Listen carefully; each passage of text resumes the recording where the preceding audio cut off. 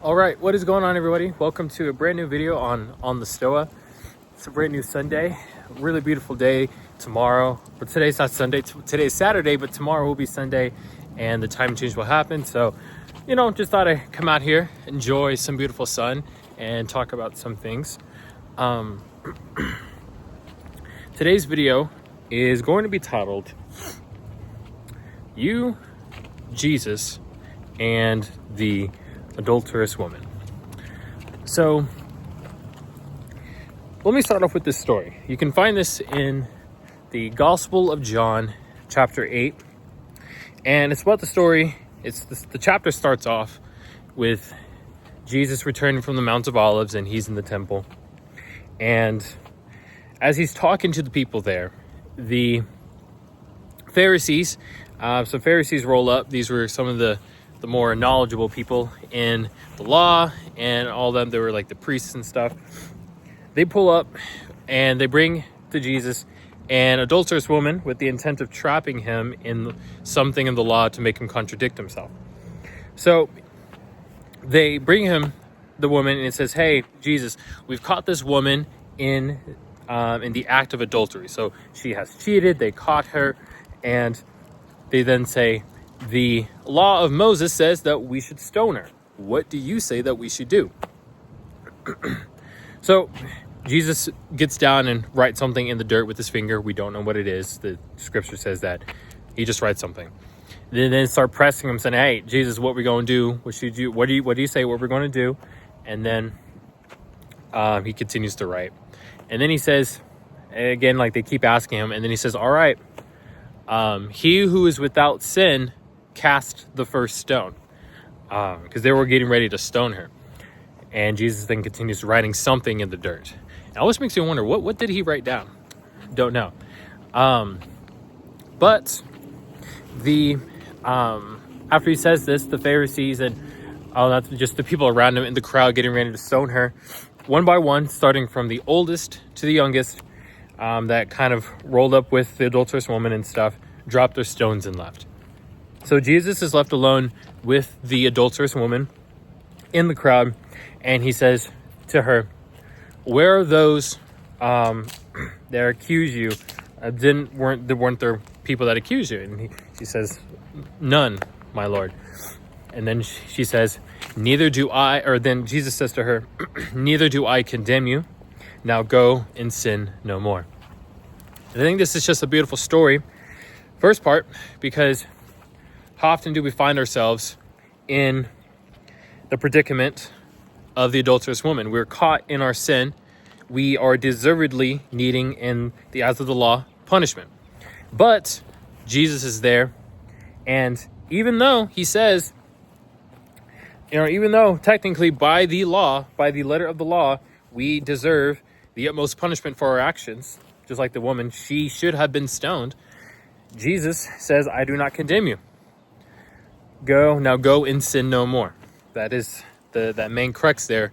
I forgive you of your sin. I do not condemn you. Now go and do not sin again.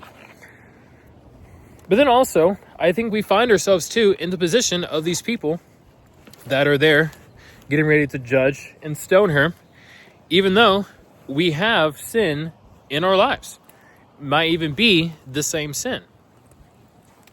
Now, this is not to say, because I know a lot of people say like, "Oh, judgment, don't judge me. You can't judge me, da da da da da." I don't think it's necessarily about that.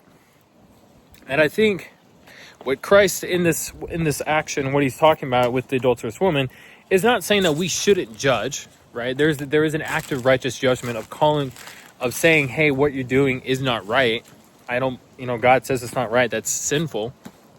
But there's a difference between that and then condemnation, especially when you are in take this off here, when you are in a position of hypocrisy, when you are doing either a similar sin or the same exact sin. Who are we to then condemn somebody when we're doing the same thing? It's not right. This is why Jesus says, "He who is without sin cast the first stone."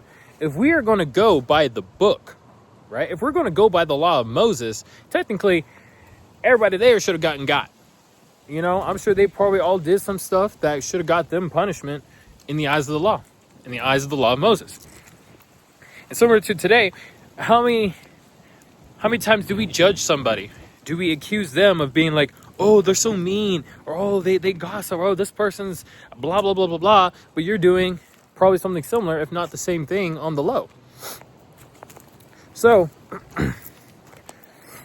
how often, again, do we find ourselves in the position of those getting ready to stone the woman, and we have sin in our lives? And even too, taking this more in a more abstracted point of view, how often do we condemn our own selves based on some standard that we've created for ourselves, when that's not the one that we were designed to be? We're supposed to adhere to the standard that God has set for us, right? We are called to listen to Him, not necessarily our own selves. So, in this, oh wow, get my hair out of here. In this, why is it that we're listening to our own standard, that we're listening to what we believe should be right, and we're condemning our own self when God has said something similar? God has said something different. God has said, I do not condemn you. Now go and sin no more. Yes, we're not perfect people, but we should strive to be better people.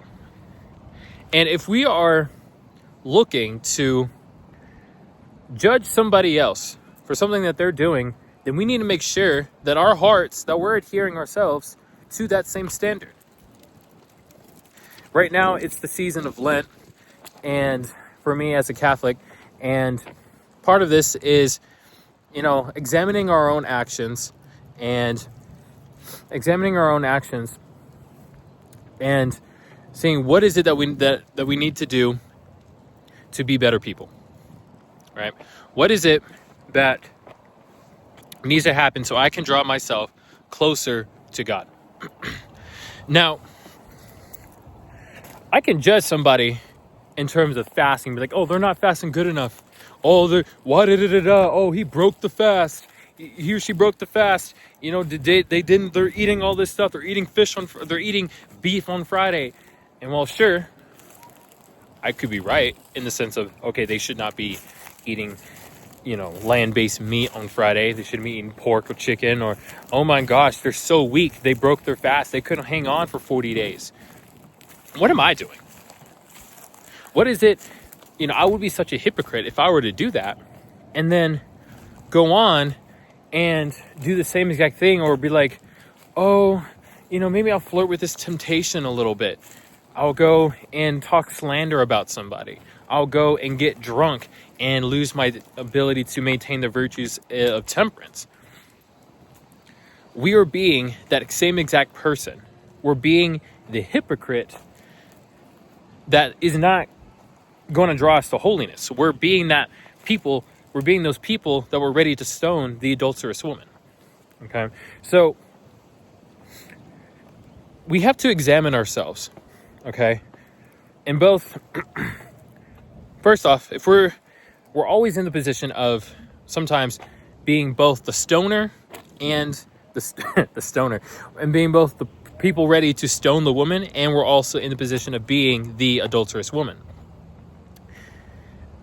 In the times that we are in the position of the adulterous woman, we have to understand that God is there for us, right? That we should not hold ourselves to our own standard.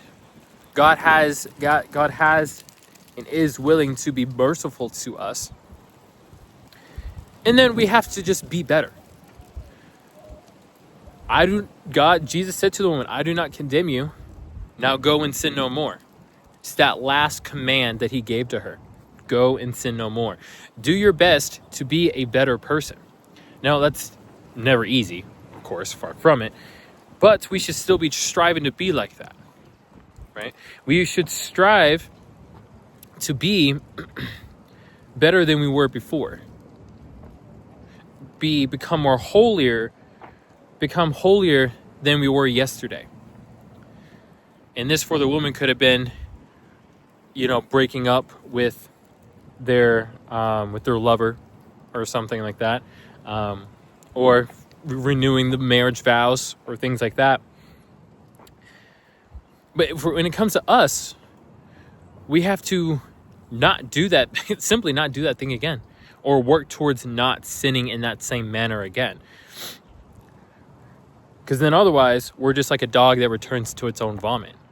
And oftentimes we find ourselves in that same position many, many, many times. Now, if we are going to be in the position of bringing someone in front of the law and saying, hey, what this person has done is wrong, we need to make sure that we ourselves are not doing that same thing. Or that we aren't using this as a method to be like, oh, I'm better than you, as a way to upgrade the pride, but rather doing so out of love. Correction out of love. If I'm just judging somebody just to judge them, then they're not going to get better. Probably not. Yeah, they probably won't get better. And then it's just like, what's the point? We're not doing it out of love. And at this point, it's just your own pride. You want to make yourself seem like you're better than everybody else. And so let's examine who we are, especially this season of Lent, or Ramadan's also happening right now. In terms of, let's be better people. Let's always check ourselves to make sure that if we do find ourselves in the state of sin, in the state of doing something wrong, that we're returning to the highest good, the summum bonum. We're returning to God, and that we're sinning no more. We're not going to do that thing again. We're going to strive to be better than we were before. If I have a problem with smoking, I'm trying to beat smoking, I'm going to do my best to not put myself in situations where I feel the need to smoke. If I'm feeling stressed out, then I'm going to put myself in a position where maybe I need to remove some things from my life that are stressful. I need to maybe take some time to myself if possible. And then also, let's make sure that we're maintaining our integrity. Integrity is aligning our daily convictions with our daily habits. If we say that we're men and women of God, that we're men and women of virtue, let's act like it. And of course, we're not perfect, but our upward trend should show something towards holiness, should show something towards gaining higher towards virtue. Because if we're not, then we're just like those people that were ready to stone the adulterous woman, being hypocrites in the eyes of the law. That's all I got for you guys. I hope you all have a wonderful weekend and a good time change. Spring is coming. New life is here. So let's walk forward in that new life. And I'll see y'all in another video. Take care of you guys. Take care of yourselves and be well. Bye, guys.